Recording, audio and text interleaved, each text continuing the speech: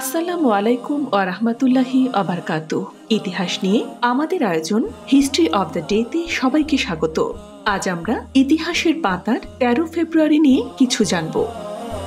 ১২৫৭ সালের এই দিনে হালাকু খানের মঙ্গোল বাহিনীর হাতে আব্বাসীয় খলিফাদের রাজধানী বাগদাদের পতন ঘটে। ১৬০১ সালের আজকের দিনে ইস্ট ইন্ডিয়া কোম্পানির সমুদ্রপথে ভারত আগমন শুরু হয়। ১৮৩২ সালের এই দিনে লন্ডনে প্রথম কলেরার প্রাদুর্ভাব দেখা দেয়। ১৯৩১ সালের আজকের দিনে ব্রিটিশ ভারতের রাজধানী কলকাতা থেকে নয়াদিল্লিতে স্থানান্তর সম্পূর্ণ হয়।